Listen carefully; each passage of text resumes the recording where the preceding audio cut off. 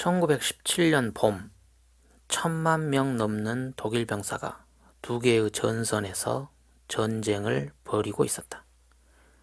서부전선의 적은 프랑스와 영국과 미국, 동부전선의 적은 무너져가는 러시아 제국이었다. 길고 소모적인 전쟁은 군인뿐 아니라 민간인에게도 재앙을 가져왔다. 연합국의 대륙 봉쇄로 독일의 물자는 갈수록 부족해졌다. 연료와 의약품, 그리고 무엇보다도 식량이 부족했다. 1916년에서 1917년에 걸친 이른바 순무겨울의 상황은 극도로 악화되었다. 제1차 세계대전 중 독일의 기아가 극에 달해 시민들은 주로 순무로 연명했다. 많은 사람이 영양 부족으로 병에 걸리고 쇠약해졌다. 티푸스, 이질, 결핵이 창궐했다. 예나에 있는 프리드리히 실러 대학의 병리학 연구소에는 치명적인 영양 결핍의 희생자들이 하루도 빠짐없이 들어왔다. 연구소는 병과 굶주림 때문에 쇠약해져 사망한 시신을 연구 목적으로 인도받았다. 박사 과정을 밟고 있던 젊은 마리 크리거는 연구소 건물의 지하실에서 일했다. 그녀가 쓰고 있는 논문의 제목은 기하성 쇠약 상태에서 인체 장기들의 위축에 대하여 였다. 위축이란 몸과 장기의 조직 감소를 의미한다. 제목에 있는 두 번째 의학 전문 용어 기하성 쇠약은 그 위축의 원인을 말해준다. 의학에서 기하성 쇠약이란 몸이 극단적으로 말라서 정상 체중을 훨씬 밑도는 상태를 뜻한다. 마리 크리거가 검사한 시신들은 정상 체중보다 훨씬 가벼웠다. 몇 구는 체중 감소가 45%에 달했다. 그 원인은 다양했지만 모두 전쟁과 관련이 있었다.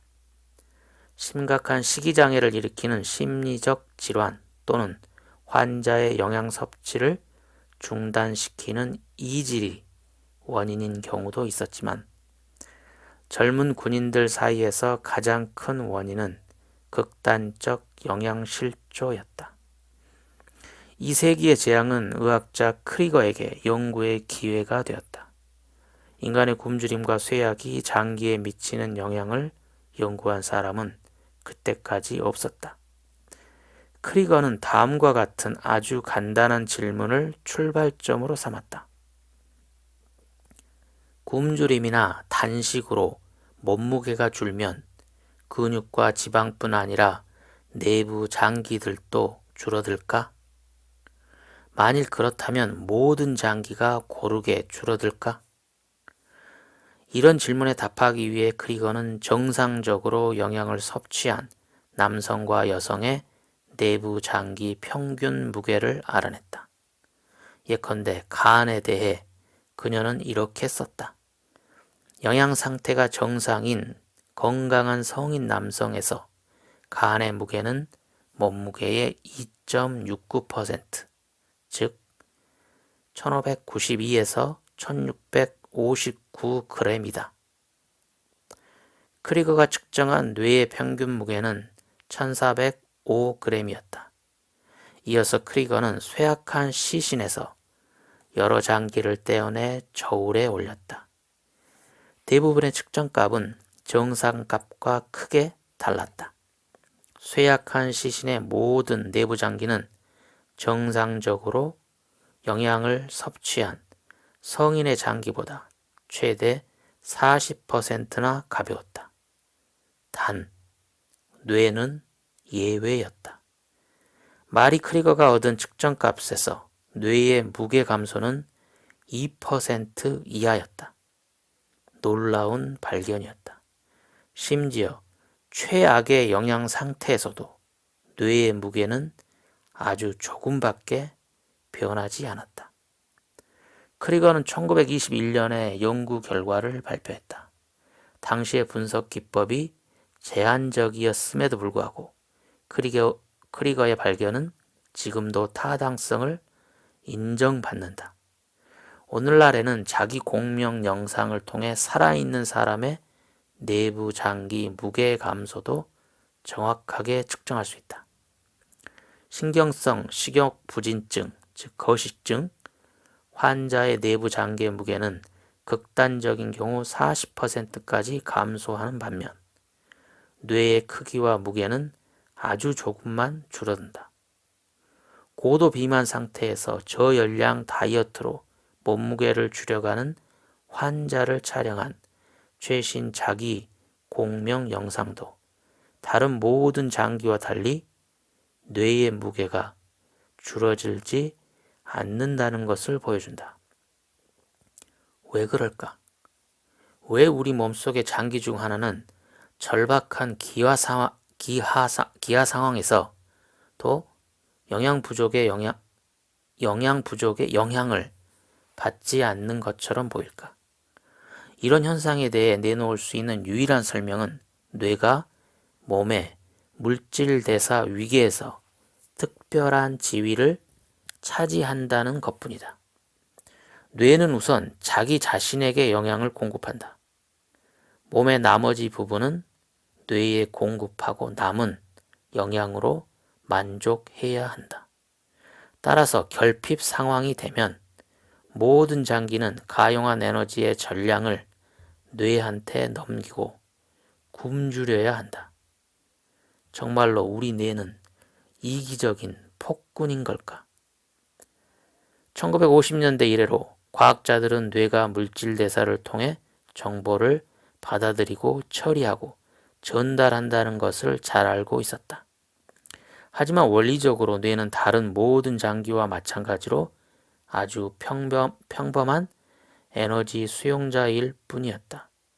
뇌가 독자적인 에너지 수급 계획을 가질 수 있다고 생각한 사람은 아무도 없었다. 일찍이 마리 크리거는 우리의 물질 대사가 위계적으로 조직되어 있고 그 위계에서 뇌가 특별한 지위를 차지한다는 증거를 처음으로 제시했다. 뇌의 이기성은 비상 상황에서 뇌가 몸의 나머지 부분으로 가는 에너지 대부분을 차단하는 것으로까지 나타난다. 이런 특징적인 행동은 이 책의 바탕에 깔린 연구 방향에 이기적인 뇌 이론이라는 이름을 붙이는 계기가 되었다. 얼핏 생각하면 우리의 뇌가 이기적일 수 있다는 말이 이상하게 들릴 것이다.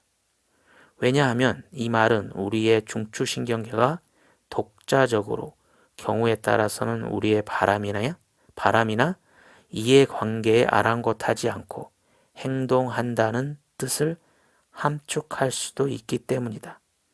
하지만 지금 말하는 뇌의 이기성은 우리 인간에게 이롭다. 그렇다면 그 정도로 경쟁력 있는 뇌를 적당히 이용해 영양 과잉 상태에서 몸을 날씬하게 유지할 수도 있지 않을까?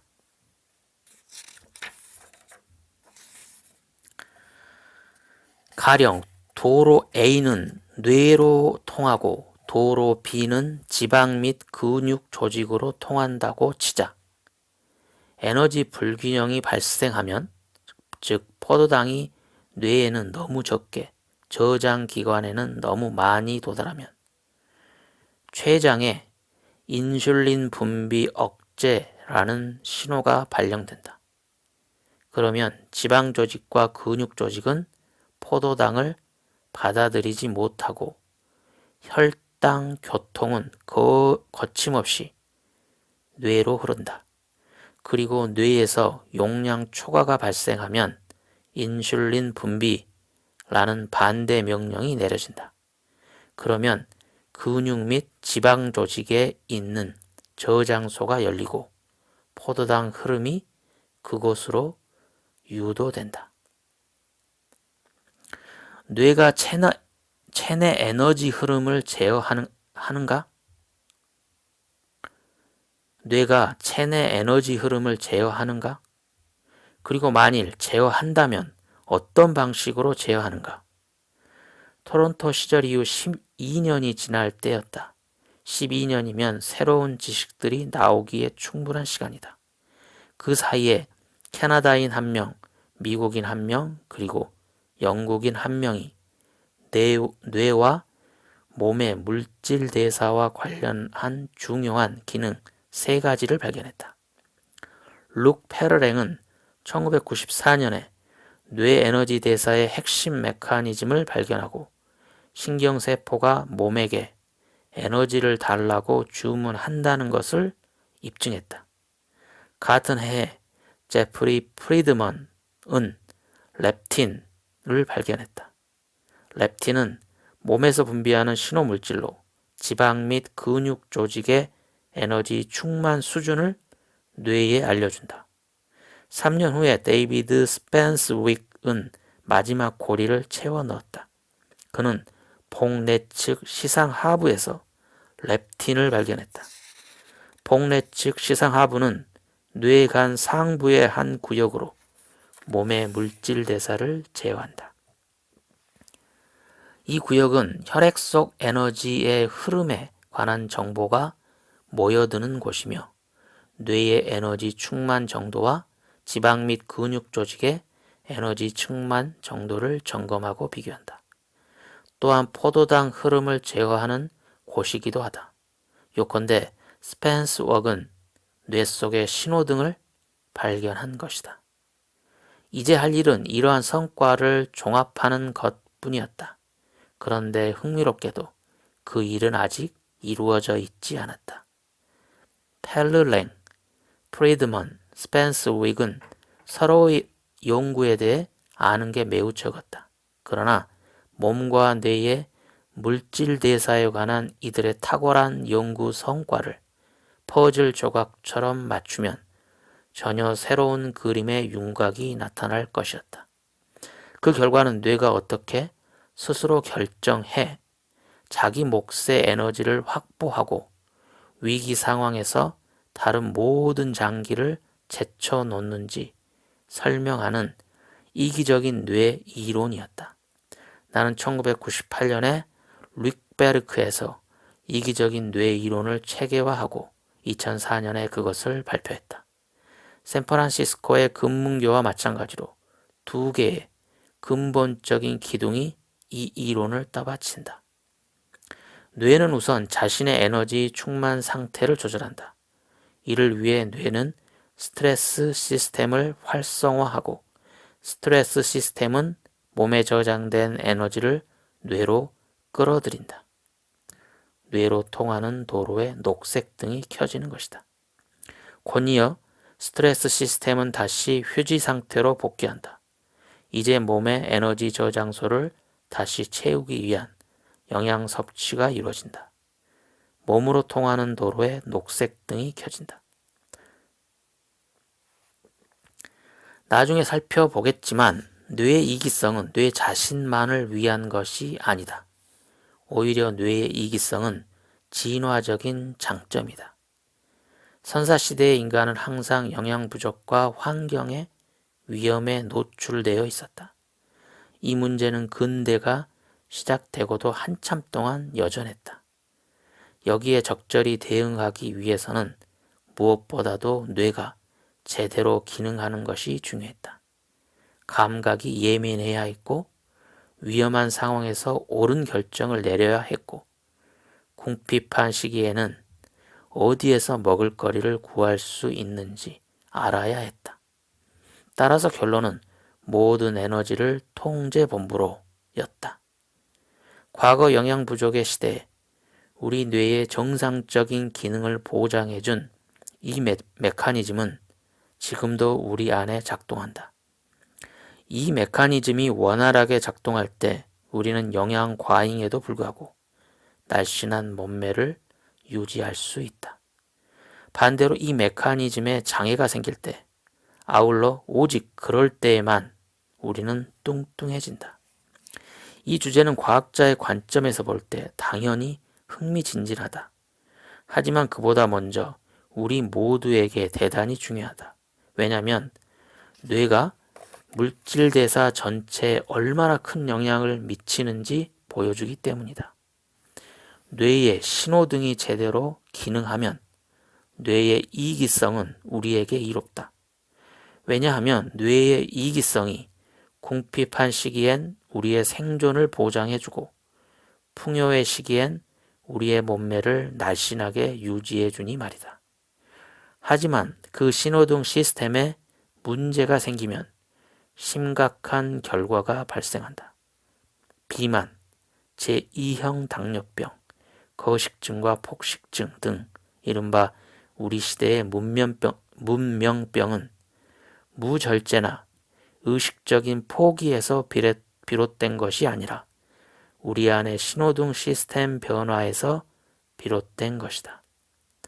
인간의 에너지 대사에서 뇌가 최고의 소비자 겸 통제자로서 하는 역할을 이해해야만 증상 치료에 머물지 않고 마침내 비만과 당뇨병의 원인을 제거하는 치료법을 개발할 수 있다. 또한 우리가 매우 엄격하게 다이어트를 하기만 하면 오랫동안 감량 상태를 유지할 수 있다는 생각과도 결별할 수 있다. 이 주제는 우리의 감정 생활과 스트레스 관리가 뇌 및 몸의 물질 대사와 얼마나 연계되어 있는가라는 질문으로도 이어질 것이다.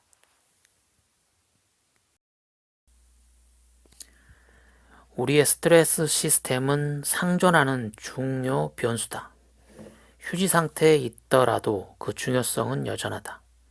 그 시스템은 휴지 혹은 대기 상태에 있더라도 언제든 활동 상태로 돌변할 수 있다. 이러한 변화가 얼마나 신속하고 어떤 결과를 가져오는지는 아마 누구나 어느 정도 체험한 적이 있을 것이다. 싸우거나 시험을 보거나 위험에 처했을 때 말이다. 루베크 대학에서 연구 목적으로 트리어 사회 스트레스 검사를 실시한 적이 있다. 자원한 참가자들은 난해한 시험을 보거나 신문을 당할 때 발생할 수 있는 심리사회적 스트레스에 노출되었다. 18에서 33세의 건장한 남성으로 이루어진 참가자들은 가구가 거의 없는 방에 들어갔다. 테이블 뒤에는 흰색 의사 가운을 걸친 여성 시험관과 남성 시험관이 앉아 있고 피검사자들은 서 있어야 했다. 카메라와 마이크도 설치해 시험 상황임을 알려주었다. 피검사자들은 몇 분 동안 자기소개를 하고 자신의 장점에 대해 이야기했다. 그들은 시험관들의 믿음을 얻어야 했다. 하지만 인정과 열린 마음과 격려의 신호는커녕 심각하고 차가운 눈빛만 받았다. 시험관들은 피검사자의 말에 노골적으로 불만을 드러내면서 끊임없이 무언가를 적었다. 다음 단계에서는 수학 문제가 주어졌다. 피검사자들은 17단계에 걸친 계산을 해야 했다. 오류를 범할 때마다 차가운 경멸을 당함과 동시에 처음부터 다시 계산을 해야 했다. 이런 힘든 상황을 10분 동안 겪은 뒤 피검사자들은 옆방으로 가서 스트레스 수준을 측정받았다. 검사 전에 연구진은 이미 피검사자들의 팔 정맥에서 혈액을 채취해 두었다. 연구진은 이 최초 혈액 시료를 나중에 채취한 시료와 비교했다. 피검사자들은 자신이 단지 과학 실험에 참가할 뿐이며 그 수학 시험이 자신의 삶에 큰 의미가 없다는 것을 알고 있었다. 하지만 그들의 혈액은 전혀 다르게 반응했다.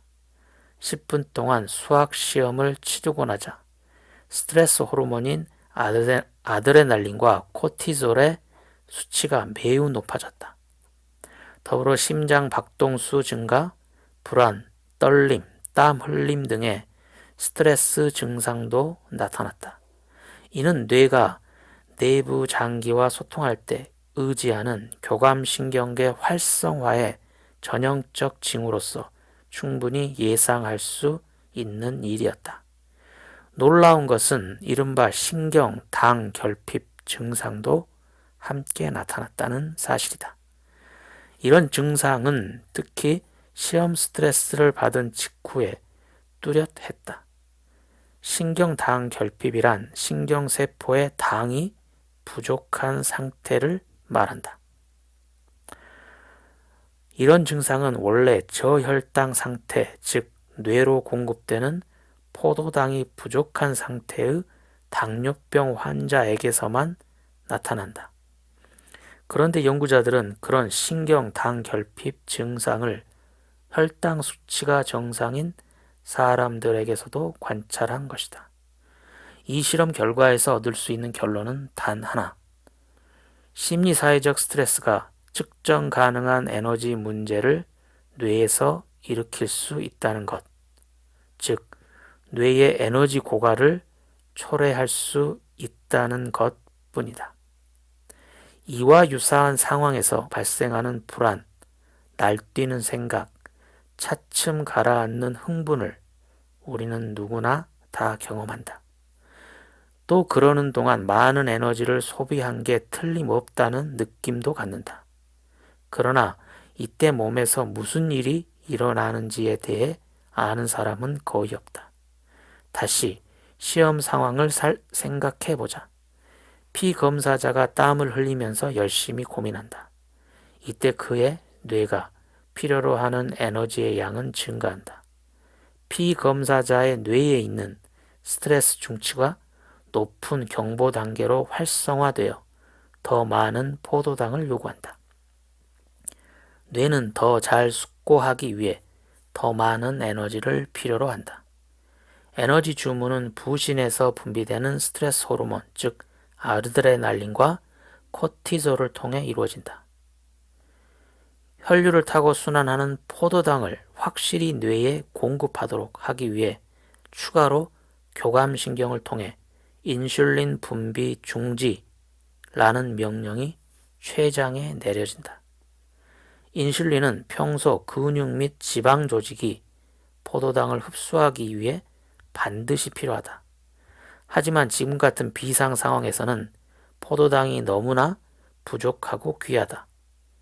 뇌의 엄격한 지시에 따라 인슐린은 더 이상 혈류로 공급되지 않고 따라서 근육과 지방은 이제 포도당을 흡수하지 못한다. 결과적으로 더 많은 포도당이 뇌에 공급된다. 뇌는 다른 대부분의 장기와 달리 인슐린이 없어도 포도당을 흡수할 수 있다. 하지만 위기가 끝나려면 아직 멀었다. 시험관들은 피검사자들을 계속 압박하고 아드레날린과 코르티솔은 점점 더 많이 분비된다.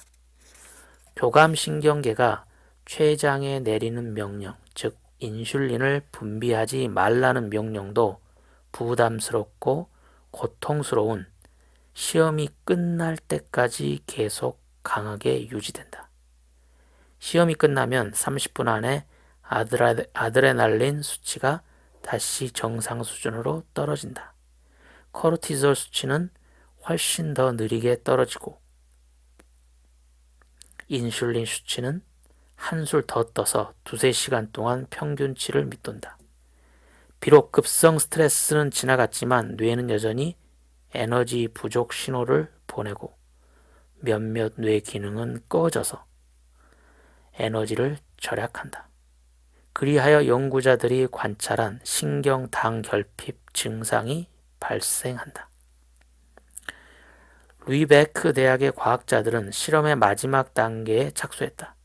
모든 피검사자는 검사를 4시간 앞두고 똑같은 점심을 먹었다. 그 다음에는 음식 섭취를 일체 금지했다. 그리고 시험 스트레스를 겪고 난 피검사자들에게 보상 차원에서 풍성한 뷔페를 제공했다. 메뉴는 치즈, 소세지, 빵, 연어, 고기 샐러드, 머핀, 초콜릿, 오렌지 주스였다. 피검사자들이 음식을 먹는 동안 연구진은 그들의 혈액을 반복해서 채취했다.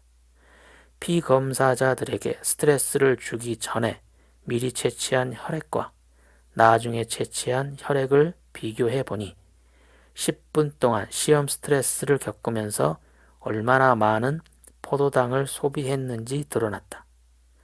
피검사자들은 뷔페에서 평균 34g의 탄수화물을 추가로 섭취했다. 34g이면 하루 탄수화물 필요량의 약 200g의 6분의 1에 해당한다. 간단한 계산으로 알 수 있듯이 10분 동안 심리사회적 스트레스를 겪을 때 소비하는 에너지가 작은 빵 하나에 들어있는 에너지보다 많은 셈이다. 스트레스에 시달린 피검사자들에게 풍성한 뷔페는 일종의 행복한 결말이었다.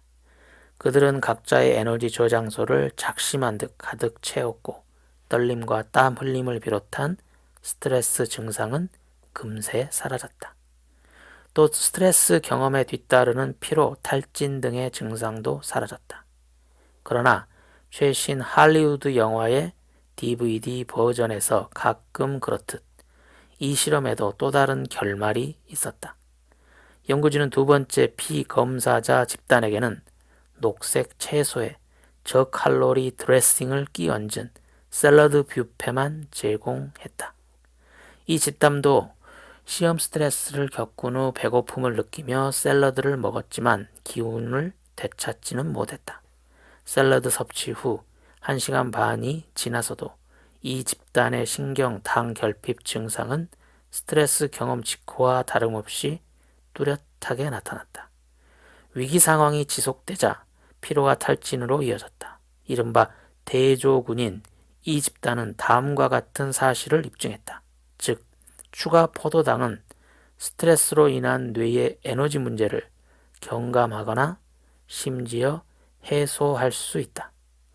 루이베크 대학 연구진이 얻은 결과를 우리의 일상에 적용하면 왜 스트레스 상황에서 갑자기 극심한 허기가 발생하는지, 왜 뇌가 잠깐 동안 출력을 높여도 극심한 피로가 몰려오는지, 포도당 공급이 부족할 때 왜 우리의 뇌는 못 견디게 성가신 존재가 되는지 이해할 수 있다.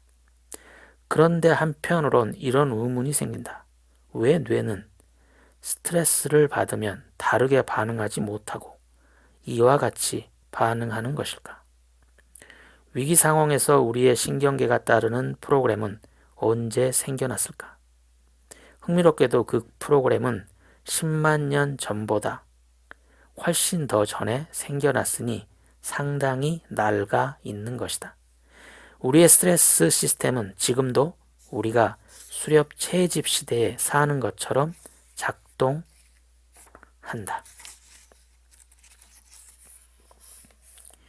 인류학 연구에서 밝혀졌듯 몸 크기 줄이기는 일시적인 현상이다.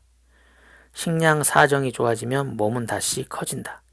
그런데 호모 오스트랄로피테쿠스에서 호모 엘렉투스를 거쳐 우리 현대인에 이르기까지 사람 속의 역사는 빙하기와 건기 같은 오랜 위기가 있었다.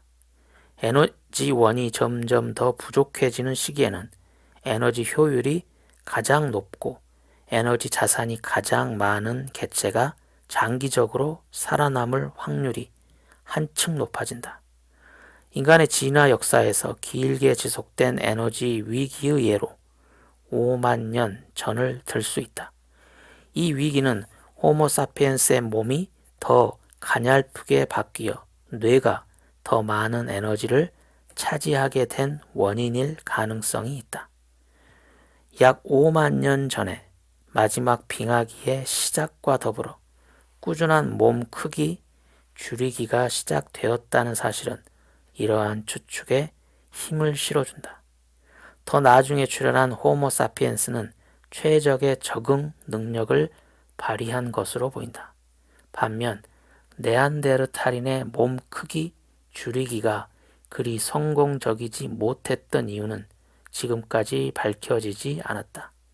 분명한 사실은 네안데르탈인이 진화의 역사에서 차츰 퇴출되어 마지막 빙하기 막바지에 지구에서 사라졌다는 것이다.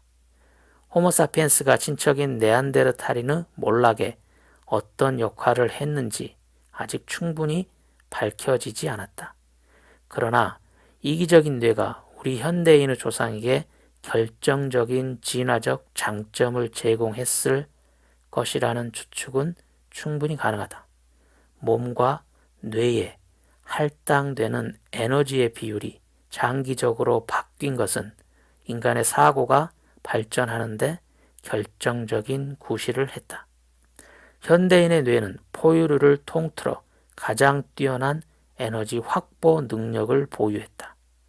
인간의 뇌는 자신에게 필요한 에너지를 몸에서 끌어올 수 있는데 이 독특한 능력 덕분에 인간의 뇌가 특별 지위를 차지하게 된 것으로 보인다. 이런 최적화한 고효율 에너지 조달 메커니즘을 통해 뇌는 성장하고 점점 더 복잡한 연결망을 형성하고 더 많은 정보를 저장하고 더 잘 사고할 수 있었다. 이제 이기적인 뇌는 거침없이 성공 가도를 달리게 되었다. 뇌 당김, 동류 중 으뜸. 다시 한번 세 가지 당김의 공통점과 차이를 요약해 보자. 모든 당김의 통제 중추가 뇌에 있음에도 불구하고 당김 각각은 다른 이름을 갖고 있다. 이들의 이름을 붙일 때 가장 중요하게 고려한 것은 공급 사슬의 어느 지점에서 에너지를 요구하느냐이다. 뇌 당김은 뇌의 에너지 충만 상태에 따라 결정되는 힘이기 때문에 붙인 이름이다. 뇌가 에너지 필요 신호를 발령하면 뇌 당김을 통해 에너지가 몸에서 뇌로 끌어당겨진다. 몸 당김은 몸의 에너지 충만 상태에 따라 결정되기 때문에 붙은 이름이다. 몸 당김은 가까운 환경, 이를테면 냉장고에서 에너지를 끌어당긴다. 마지막으로 탐색 당김은 가까운 환경의 에너지 충만 상태와 관련이 있다.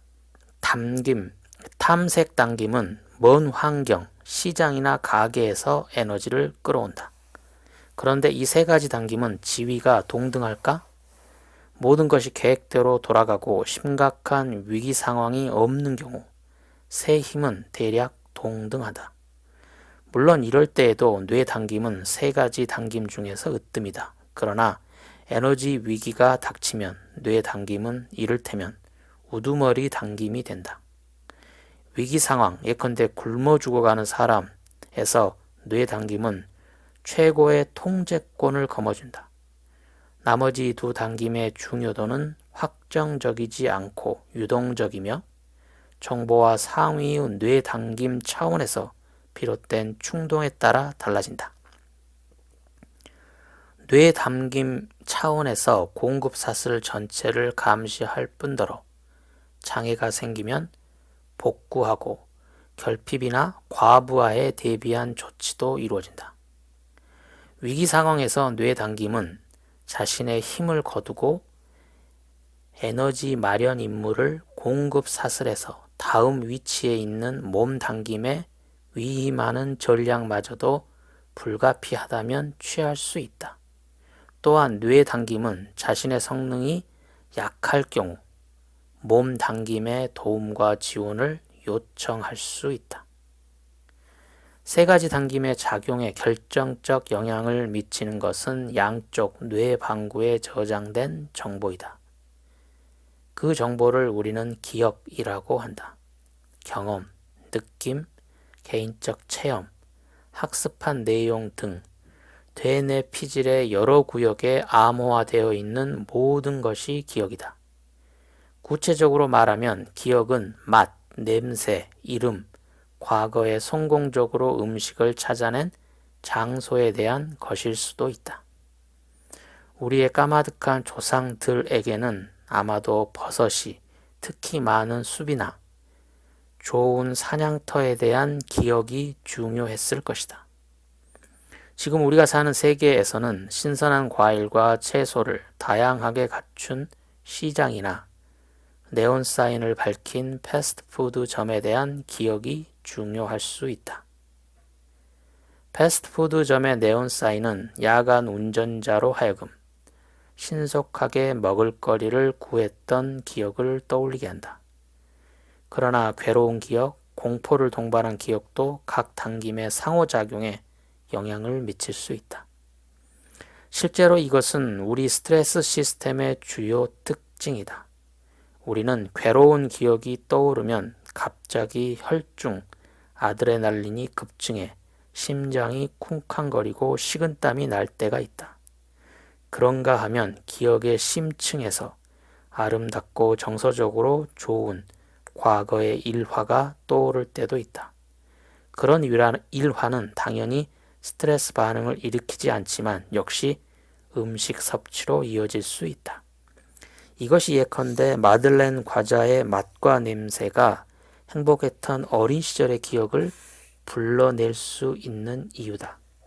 프랑스 작가 마르셀 프루스트는 잃어버린 시간을 찾아서의 한 장에서 마들렌을 기념비적인 대상으로 만들고 그 과자 이름의 첫 자들을 그 명작 소설의 서명으로 삼았다.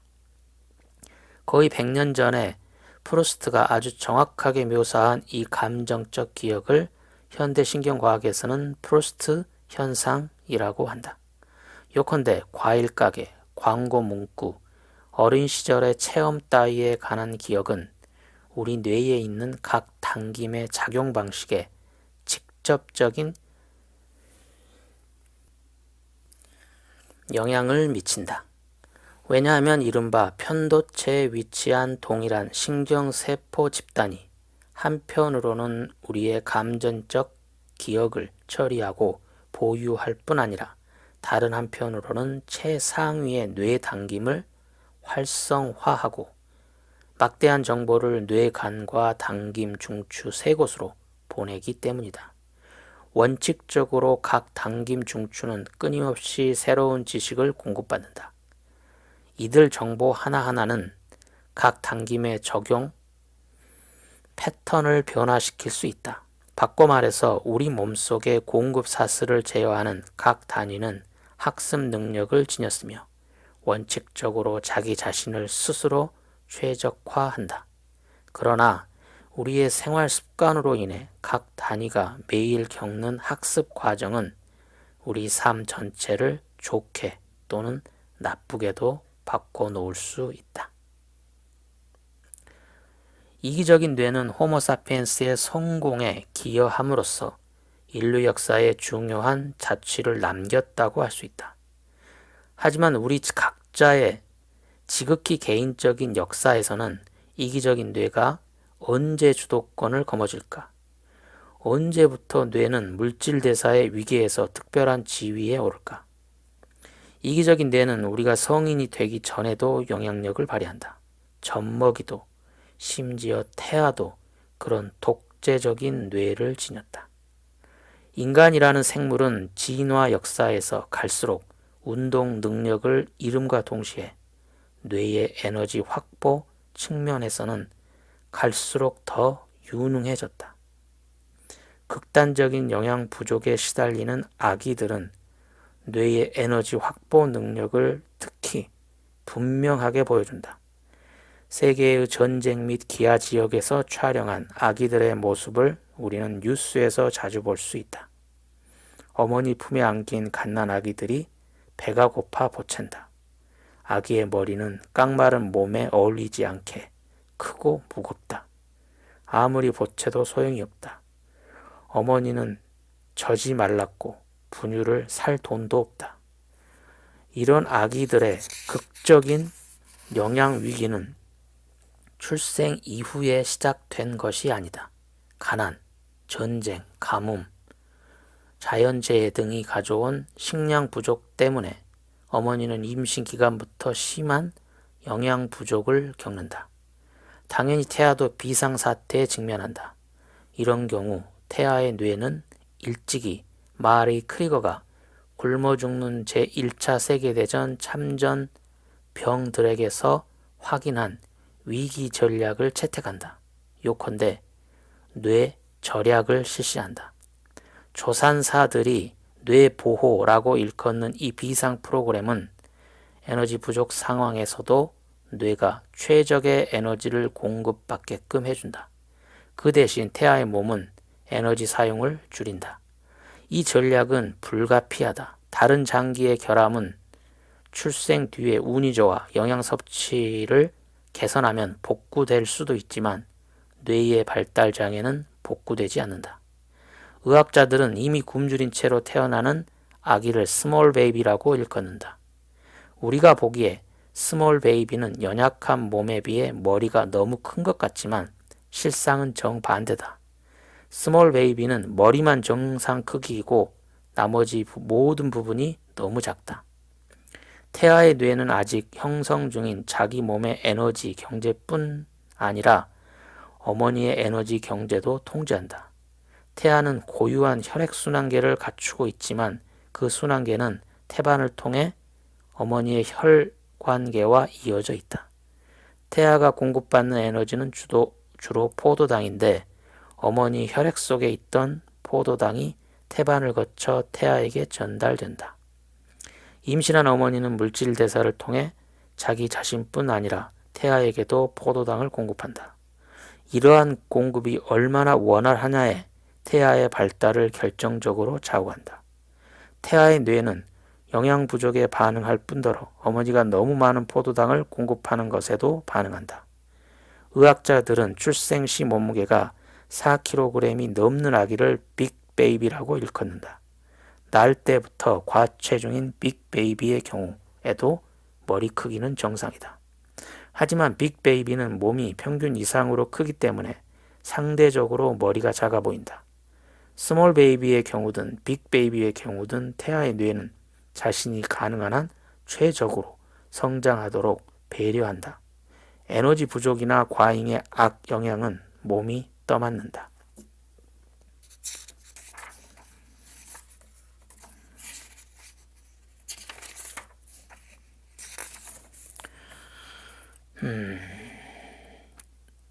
태아의 뇌 당김의 간반 카드가 어머니의 뇌 당김의 그것보다 더 강하다. 그리고 태반은 간반 카드 구실을 하는 호르몬이 한 방향으로만, 즉 태아에서 어머니에게로만 전달되고 거꾸로는 전달되지 않게끔 만든다. 요컨대 태아의 이기적인 뇌는 어머니의 이기적인 뇌보다 훨씬 강하다. 태아의 뇌 당김의 힘은 심지어 어머니를 일시적으로 임신성 당뇨병에 걸리게 만들 정도로 강하다. 임신성 당뇨병에 걸린 어머니는 아주 많은 영양을 섭취해 혈당 수치가 극적으로 상승한다. 그러면 태아의 뇌는 충분한 에너지를 공급받는다. 아기가 태어나면 어머니의 혈당 수치는 다시 정상으로 내려온다. 하지만 태아가 어머니의 물질 대사에 미치는 영향은 이 정도에 그치지 않는다. 태아의 뇌는 자신에게 공급되는 에너지의 양을 결정할 뿐만 아니라 태아가 태어나는 시점도 결정한다. 출산 과정의 개시와 관련된 결정적인 구실을 하는 신호물질 역시 코르티솔이다. 출산은 태아의 뇌의 성장 과정에서 최종 단계에 해당한다. 태아의 뇌의 에너지 수요는 임신 기간 동안 엄청나게 증가한다. 그 수요가 증가할수록 태아는 더 많은 코르티졸을 분비하고 태반은 더 많은 CRH를 생산한다. 그러다가 출산 직전 임계점에 도달한다. 이제 태아의 에너지 수요는 도저히 채울 수 없는 수준이 되고 전혀 새로운 일이 일어난다. 즉, 태아 코르티졸이 태반 CRH의 생산을 유도하고 거꾸로 태반 CRH가 태아의 코르티솔 분비를 유도한다. 이런 호르몬 역동을 통해 태아의 혈중 코르티솔 수치가 급증한다. 그리고 코르티솔 홍수 속에서 태아가 보내는 메시지가 바뀐다. 이제 태아는 에너지 공급을 독촉하는 대신 코르티솔 스타카토를 통해 임신 종결이라는 신호를 보낸다. 이 과정에서 또 다른 호르몬인 프로게스테론이 관여한다. 이 호르몬은 프로와 게스톤을 합친 것이다. 라틴어 게스티노는 임신을 의미한다. 따라서 이 명칭에서 프로는 임신을 지원하는 이라는 뜻이다. 프로게스테론은 임신 중 태반에서 생산, 분비된다. 건강한 임신을 유지하는 데 필수적인 이 호르몬은 끊임없이 태반에서 어머니의 뇌로 운반된다. 프로게스테론에 담긴 메시지는 모든 것이 정상이다. 임신이 예정대로 진행되는 중이다. 이다. 그러면 어머니의 뇌는 임신을 관리하고 유지한다. 그런데 이제 이 같은 정보의 흐름에 코르티졸 스타카토가 끼어들어 태반에서 프로게스테론이 생산되는 것을 막는다. 그리하여 프로게스테론 신호가 단절되면 어머니는 산통을 느끼고 출산 과정이 시작된다. 출산 과정을 아기가 유도한다는 사실은 최근에야 알려졌으며 이와 관련한 몇 가지 질문은 지금까지 정확히 밝혀지지 않았다. 아직 미숙한 태아가 출산을 유도하는 경우도 가끔 있다.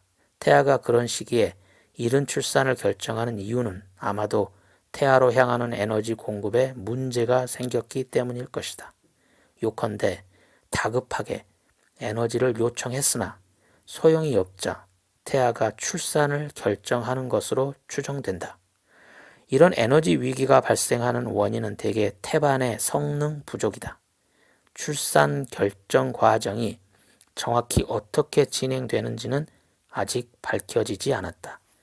그러나 개선될 가망이 없는 에너지 위기가 닥칠 때 태아의 뇌가 조기 출산을 감행하는 것으로 보인다.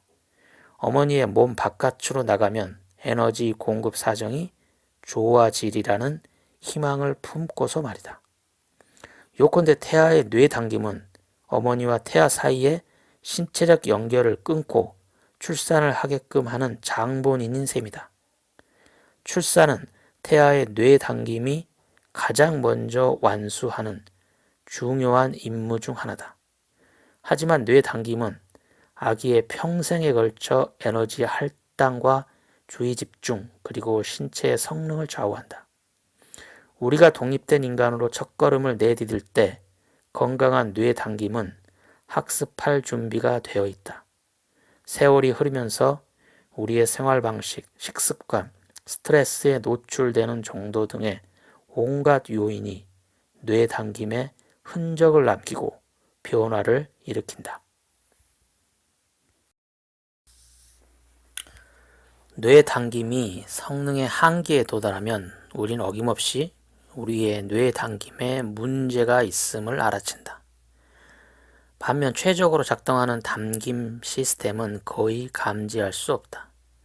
그런 시스템은 부드럽게 달리는 자동차의 엔진처럼 소음이 거의 없다. 건강한 뇌 당김의 유연성과 민감성, 요컨대 새로운 상황과 요구에 적응하는 능력은 어마어마하게 크다.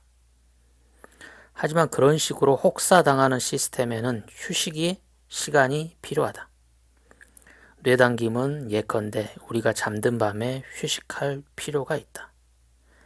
그러나 뇌당김에 장애가 있거나 심지어 손상되었을 경우 자는 동안에도 위기가 닥칠 수 있다. 그런 위기 상황을 우리는 누구나 경험한다. 밖은 아직 캄캄하고 알람 시계가 울리려면 좋기 2시간은 남았는데 딱히 짚히는 이유 없이 잠에서 깨어난다. 침실 창문은 닫혀 있으므로 바깥의 소음 때문에 깨어난 것일 리는 없다. 이런 상황에서 일부 사람들은 몇 분 안에 다시 잠들지만 다른 사람들은 식탁에 앉아 낮에 먹다 남겨둔 푸딩을 숟가락으로 뜬다. 한밤에 발작적인 배고픔이 잠을 쫓아버린 것이다. 식욕은 조절하기 어렵고 일부 사람들의 경우에는 결코 충족되지 않는다. 그들은 항상 먹어야 한다고 느낀다. 배부름을 느낄 때는 전혀 없다. 이례적인 때, 심지어 자는 동안에 식욕에 사로잡히는 사람도 있다. 자다가 식욕을 느끼는 것은 이례적인 일이다. 왜냐하면 밤중에는 배가 고프지 않아야 마땅하기 때문이다. 우리의 뇌는 밤의 대부분, 즉 숙면 시간 동안 절약 모드로 작동한다. 절약 모드에서 뇌의 에너지 소비는 낮 시간보다 최대 40% 적다. 그런데도 어떤 사람은 한밤에 깨어나 심한 배고픔을 느낀다. 이런 현상을 이해하기 위한 열쇠는 오렉신이다. 신경 전달 물질인 오렉신은 외측 시상 하부의 수많은 뉴런에서 생성된다. 이 신호 물질은 수면, 깨어있음, 리듬에서 중요한 구실을 한다. 오렉신은 우리를 말똥말똥 깨어있게끔 하고 주의를 집중하게끔 하고 활동적이게끔 한다. 또한 오렉신은 식욕의 물질적 기반이다. 더 나아가 오렉신은 감정에도 영향을 미쳐 우리가 무언가를 찾아다닐 때 행복감을 느끼게끔 한다. 요컨대 이 매혹적인 신호물질은 3중의 기능을 한다. 깨어있음 상태의 활성화, 몸 담김 과정에서 영양 섭취를 위한 프로그램 발동, 탐색 행동에 대한 보상 추진이 그것이다. 그러므로 우리가 밤중에 오렉신 분비 증가로 음식을 먹는다면 그 신호 물질의 명령을 충실히 이행하는 것이다. 우리는 잠에서 깨어나 식욕을 충족시키고 그 보상으로 평온과 이완을 느낀다. 그리고 아마도 다시 행복하게 잠들 수 있을 것이다. 대부분의 사람은 몸 당김을 활성화하는 오렉신 신호가 어떤 느낌을 유발하는지 몸소 체험한다. 하지만 밤에 체험하는 사람은 드물다. 오렉신은 낮에 우리를 깨어있게끔 하고 활동하게끔 하고 먹을거리를 탐색하게끔 하는 기능도 있다. 이 탐색 프로그램은 감탄스러우리만치 훌륭하다. 이 프로그램이 작동하면 일반적으로 우리는 과거 경험에서 먹을거리 탐색에 성공했던 장소로 어김없이 움직인다. 예컨대 집안의 냉장고, 사무실의 스낵 자동 판매기 또는 길 모퉁이의 빵집으로 말이다. 우리가 이런 행동 패턴을 더 자주, 더 뚜렷하게 드러낼수록 혹시 이런 충동의 배후에 병적인 요소가 있는 것은 아닐까라는 의문은 더욱 커진다. 끊임없는 식욕은 각 당김들 사이의 세력 균형이 깨졌음을 알려주는 증상일 수도 있다. 그렇다면 다음과 같은 질문이 가능하다. 너무 약한 뇌 당김을 과도한 몸 당김으로 벌충해야 할까? 과부하가 걸린 뇌 당김을 돕기 위해 몸 당김이 항상 서둘러 나서야 할까? 실제로 뚜렷한 몸 당김 행동은 뇌 당김이 부실하다는 것을 암시한다. 한밤에 깨어나 냉장고로 걸어가는 행동은 뇌로의 포도당 공급에 문제가 있음을 확실히 보여준다. 그러나 뇌 당김이 약하다는 것을 보여주는 다른 증상도 있다. 예컨대 물건 입에 넣기, 연필 씹기, 담배 빨기 등이 그런 증상이다. 왜냐하면 신체의 필요에서 비롯된 배고프다는 느낌은 특정 음식을 향하지 않고 단지 우리로 하여금 무언가를 입에 넣게끔 만들기 때문이다. 이런 구강 대체 행동 역시 뇌의 에너지 위기를 알려주는 가시적인 신호다. 그리고 예컨대 담배를 피울 때 니코틴은 스트레스 호르몬인 코르티졸 수치를 신속하게 상승시키므로 이런 대체 행동이 뇌 당김의 부실을 벌충할 수 있다는 것은 놀라운 일이 아니다. 따라서 담배를 끊으려고 애쓰는 사람에게 이런 조언을 할 수 있다. 뇌 당김의 부실을 벌충하기 위해 더 많이 먹어라. 하지만 이 조언을 따르면 안타깝게도 체중이 꽤 불어날 것이다. 흥미롭게도 내적으로 활성화된 뇌, 당김과 외적으로 활성화된 뇌, 당김. 다시. 흥미롭게도 내적으로, 즉 스트레스를 받은 뇌 자신에 의해 활성화된 뇌 당김과 외적으로, 이를테면 담배, 니코틴을 통해 활성화된 뇌 당김 사이에는 결정적인 차이가 있다. 내적인 뇌 당김은 긴장감을 유발하는 반면 외적인 뇌 당김은 해방감과 이완감을 유발한다. 이런 이유 때문에 흡연자는 특히 스트레스 상황에서 담배의 필요성을 느낀다.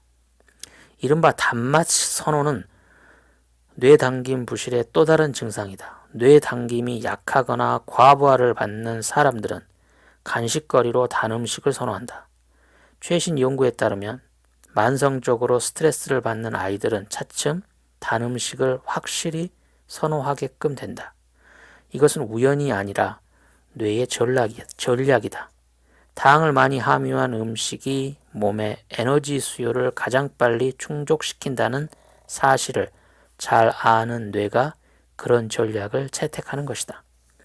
뇌로 공급되는 포도당이 극단적으로 부족하면 당에 대한 갈망까지도 발생할 수 있다. 당장 당을 섭취하려는 욕구가 발작적으로 강렬하게 일어날 수 있다는 얘기다. 당뇨병 환자들은 인슐린을 너무 많이 주입해 혈당 수치가 극적으로 낮아졌을 때 이런 갈망을 체험한다. 몸 당김에 대해 지금까지 알아본 것을 요약하면 다음과 같다. 즉, 몸 당김은 혈당 수치가 낮아질 때 활성화된다. 그러면 우리는 잠에서 깨어나 배고픔을 느끼며 무언가를 입에 넣으려 하고 그 무언가는 단맛을 내는 것이 가장 좋다. 몸 당김과 탐색 당김의 전략에 대한 우리의 논의는 어느 정도의 지능을 전제로 한다. 실제로 그런 전략은 학습된 행동이다. 이미 언급했듯 오렉신은 일반적으로 우리가 이미 알고 있는 에너지원으로 우리를 이끈다. 하지만 새로운 에너지원을 물색하게끔 할 수도 있다. 이 대목에서 보상 시스템이 결정적으로 중요해진다. 그런데 우리의 보상 시스템은 무엇보다도 예상 밖의 성공에 크게 반응하도록 프로그램화되어 있다. 이미 예상한 성공은 우리의 보상 시스템을 활성화하지 못한다. 이는 결과가 불확실한 스포츠 경기에서 이겼을 때 강렬한 쾌감을 느끼는 것에 빗댈 만하다. 가장 큰 쾌감은 불리한 경기에서 역전승했을 때 일어난다. 흥미롭게 음식 탐색에서도 예상 외의 좋은 에너지원을 새로 발견했을 때 특히 큰 쾌감이 일어난다. 그것은 새로운 식당일 수도 있고 길모퉁이에 새로 생긴 채소 가게 또는 슈퍼마켓 진열대에 놓인 새 상품일 수도 있다. 그 에너지원을 이용하는 일을 반복하면 행복감은 뚜렷하게 감소한다. 왜냐하면 몸 당김과 탐색 당김은 영양 섭취가 아니라 성공적인 탐색을 보상하기 때문이다. 요컨대 우리를 기쁘게 하고 그 장소로 다시금 가게끔 하는 것은 음식 섭취 자체가 아니라 음식의 발견이다. 그렇다면 우리로 하여금 낮에 또한 때로는 밤에도 음식을 찾아다니게끔 하는 식욕은 오로지 혈액 속의 에너지 부족에서 비롯되는 것일까? 몸의 지방 저장소가 비면 다시 채우기 위해 음식을 먹는다는 통념은 틀린 것일까? 실제로 렙틴이라는 또 다른 물질이 영양 섭취에 관여한다. 렙틴은 혈류를 타고 순환하는 신호물질, 즉 호르몬이다. 렙틴은 지방 조직에서 생산되며 지방세포의 에너지 충만 상태를 알려준다. 렙틴 수치가 높다는 것은 지방 저장소가 충분히 채워졌다는 뜻이다. 이를테면 성탄절 휴가를 보낸 직후에 많은 사람의 몸 상태가 이렇다. 렙틴 수치가 낮다는 것은 정반대의 뜻이다. 예컨대 금식 중인 사람은 렙틴 수치가 낮다. 이런 렙틴 수치는 여러 중개소를 거쳐 외측 시상 하부에 진입한다. 그런데 지방 조직은 에너지가 꽉 찼다는 신호를 보내고 뇌는 에너지가 필요하다는 신호를 보내면 어떻게 될까? 바꿔 말해 과체중인 사람의 뇌가 갑자기 많은 에너지를 요구하면 그 사람은 과체중임에도 불구하고 강렬한 식욕을 느낄까? 이런 상황에서 뇌가 주도권을 행사한다는 것은 그리 놀라운 일이 아니다. 뇌가 에너지를 요구하면 지방 조직의 충만 신호는 차단된다. 그 신호는 외측 시상 하부의 올렉신 생산 뉴런에 아예 도달하지 못한다. 뇌에 에너지가 필요하면 오렉신 뉴런으로 이어진 시상 하부 아랫부분의 길에 위치한 중개소에서 일종의 차단기가 내려진다. 이기적인 뇌가 마뜩치 않은 렙틴 신호를 아예 막아버리는 것이다. 이런 분쟁이 지속되면 과체중은 불가피하다. 왜냐하면 에너지를 저장하는 지방 조직이 몸의 충만 신호를 넘치도록 보내도 뇌는 더 먹어라는 명령을 내릴 수 있기 때문이다. 요컨대 끊임없이 에너지를 요구해 과체중을 유발하는 것은 지방세포 자신이 아니다. 과체중인 사람이 계속 먹는 것은 뇌로의 에너지 공급이 부실하기 때문이다. 뇌당김처럼 복잡성과 적응성이 높고 장애가 생길 위험도 높은 시스템에서는 내적인 균형이 결정적으로 중요하다. 그렇다면 뇌당김 시스템은 어떻게 균형을 잡을까? 어떤 힘이 그 균형에 관여할까? 흥미롭게도 뇌당김의 균형은 우리 내면의 균형과 밀접한 관련이 있다. 뇌당김을 활성화하고 억제하는 조절 메커니즘은 까마득한 세월에 걸쳐 천천히 진화했다. 진화의 시작은 5억 년 전 따뜻한 바닷물 속에서 이루어졌다.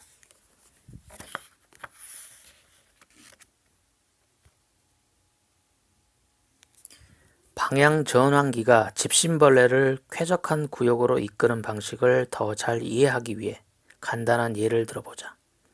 깊은 곳에서 추위 센서가 더위 센서보다 더 활발하게 반응하면 이 불균형은 집신벌레에게 방향 전환 신호로 작동한다.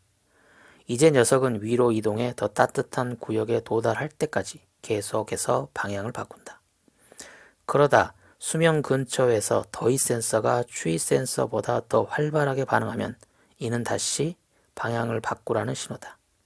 집신벌레가 선택해야 할 새 방향은 아래쪽이다. 이 과정은 집신벌레가 이상적인 온도 구역에 도달할 때까지 양극을 오가며 계속된다. 온도가 적절해 쾌적한 구역에서는 추위 센서와 더위 센서가 대략 같은 정도로 반응한다. 요컨대 두 센서의 반응이 더 잘 일치할수록 방향 전환기의 가동 횟수는 줄어든다. 이런 상태라면 집신벌레는 목적지에 도달한 것이다. 한동안 녀석은 수평으로 놓인 쾌적한 층에서 먹이를 찾아다닐 것이다. 집신벌레의 이해는 간단하지만 효율적인 자연의 조절 메커니즘 중 하나가 기본 원리를 효율적인 자연의 조절 메커니즘 중 하나의 기본 원리를 알기 쉽게 보여준다. 이 메커니즘에서는 각 힘의 상호작용 결과 시간이 지나면 중간값과 중간 상태 또는 균형에 도달한다. 집신벌레라는 단순한 시스템의 두 센서는 놀랍게도 적정 온도를 이미 내장하고 있는 셈이다. 따라서 외부의 누군가 혹은 무언가가 그것을 설정할 필요가 없다. 집신벌레를 위로 움직이는 힘과 아래로 움직이는 힘이 균형을 이루면 녀석은 자동으로 최적의 온도 환경에 도달한다. 5억 년 전 이래로 효능을 입증한 이 단순한 자기조절 시스템은 진화의 가장 천재적인 발명품 중 하나임에 틀림없다. 이토록 성공적인 시스템 앞에서 자연스럽게 이런 질문이 떠오른다. 혹시 자연은 이 아이디어를 더 복잡한 시스템에도 적용하지 않았을까? 예컨대 우리 뇌에 적용하지 않았을까? 그러나 우리의 뇌와 집신벌레 사이에는 본질적인 차이가 하나 있다. 집신벌레에서는 각 센서가 한 세포에 위치하는 반면 뇌에서 에너지 센서는 두 가지 뉴런에 위치한다. 센서 1은 글루타메이트 뉴런에, 센서 2는 가바 뉴런에 있다.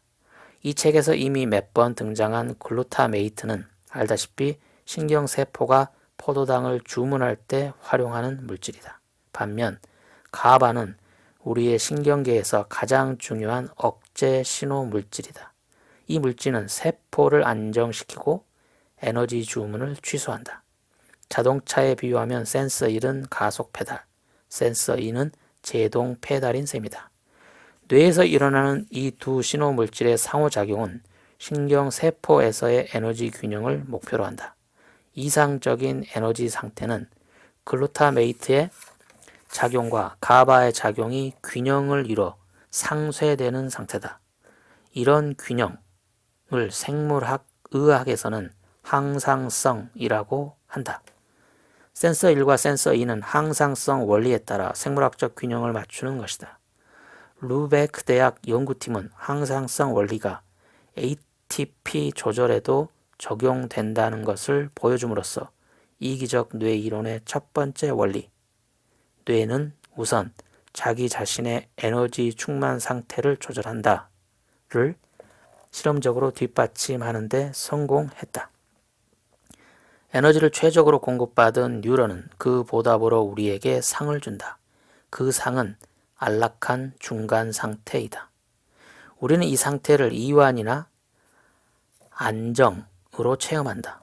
안락한 중간 상태는 개별 뉴런에게 뿐 아니라 온전한 유기체로서 인간에게도 추구할 가치가 있다. 이러한 추구를 마치 지휘자처럼 주도하는 것이 뉴런이다. 오로지 모든 뉴런 각각이 에너지 균형에 도달할 때에만 인간이라는 유기체 전체가 안락함을 느낀다.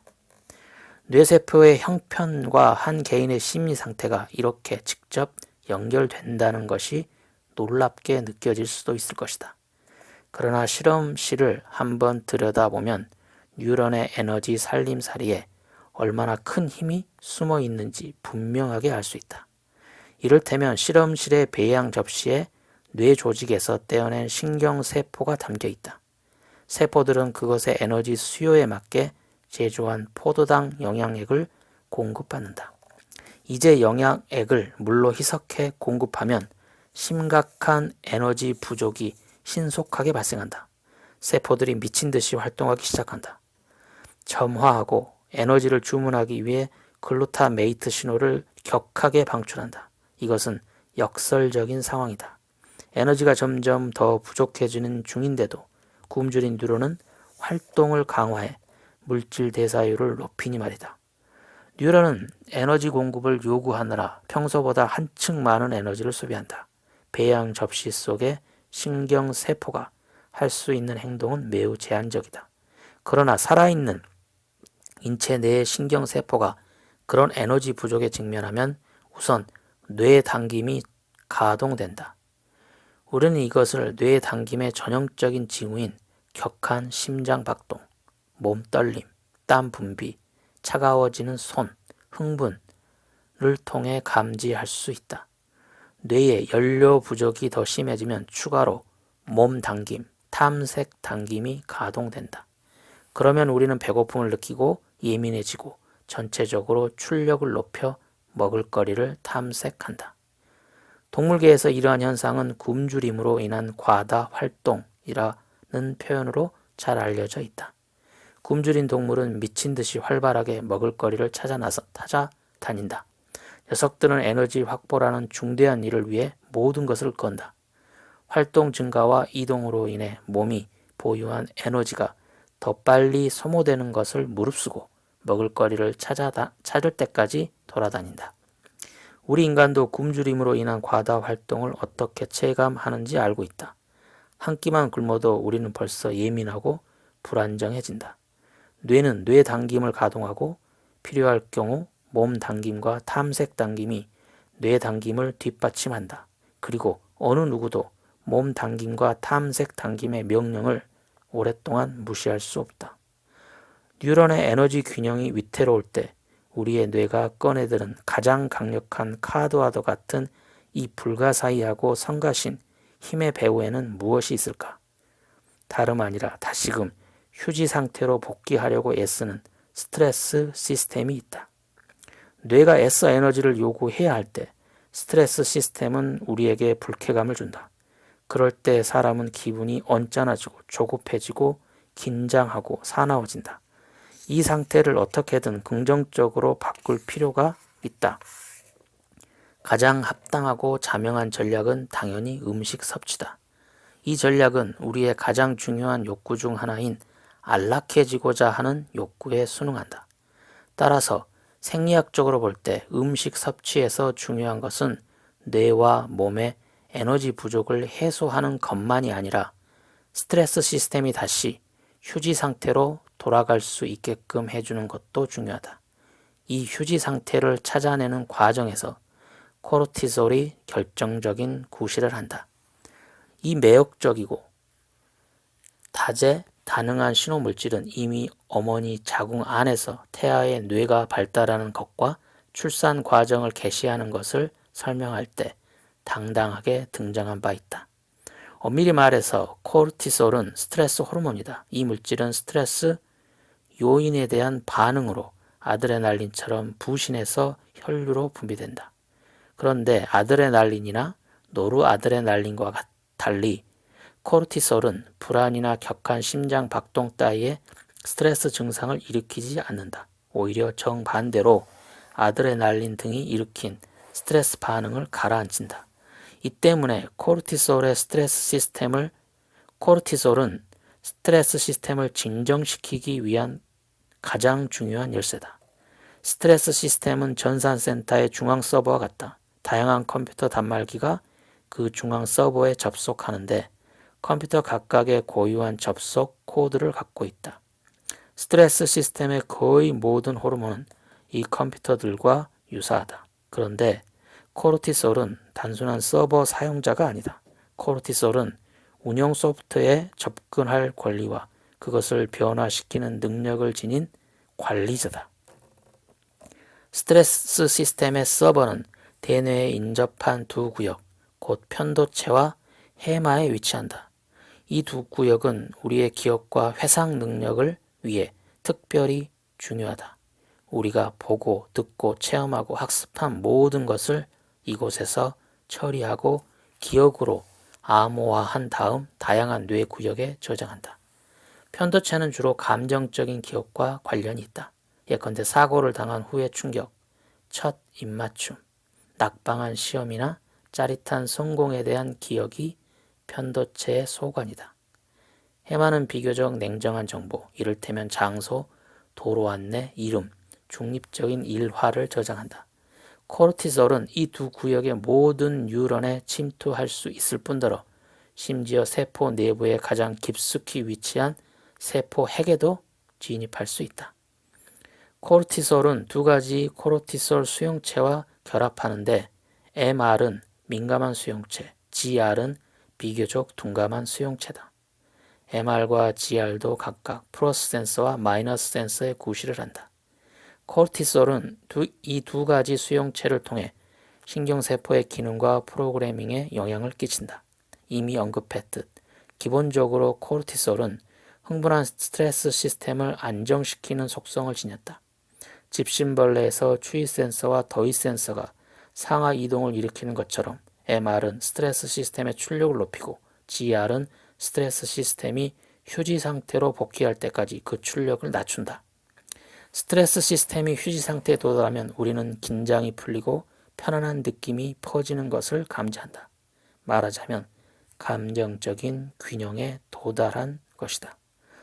류베크 대학 연구팀은 항상성 원리가 우리의 스트레스 시스템에도 적용된다는 것을 실험적으로 보여줌으로써 이기적인 뇌 이론의 두 번째 원리, 스트레스 시스템은 다시금 휴지 상태로 복귀한다를 입증하는 데 성공했다.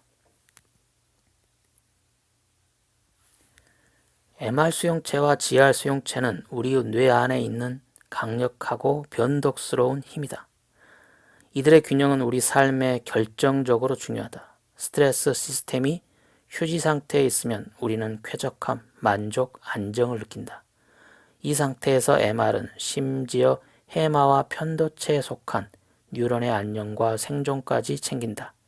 그러나 이 균형은 쉽게 깨질 수 있다. 그러면 심각한 일이 벌어진다. 코르티졸 수치 상승의 효과는 시냅스 약화에 국한되지 않는다. 심지어 기억의 내용이 지워지거나 그 내용에 접근하는 길을 봉쇄할 수도 있다. 최악의 경우에는 신경세포가 완전히 퇴출된다. 이런 경우 GR은 프로그램화된 세포살을 촉발한다. 이런 식으로 치명적인 행동 전략이 하드디스크에서 지워져 버리는 것이다. 높은 코르티솔 수치가 오래 지속되면 피부, 근육, 뼈 등의 조직에도 악영향을 미치고 심장병과 뇌졸중의 위험이 높아진다. 스트레스 시스템이 내적인 균형을 잃으면 우리는 가장 먼저 불행해지고 나중에는 병이 든다.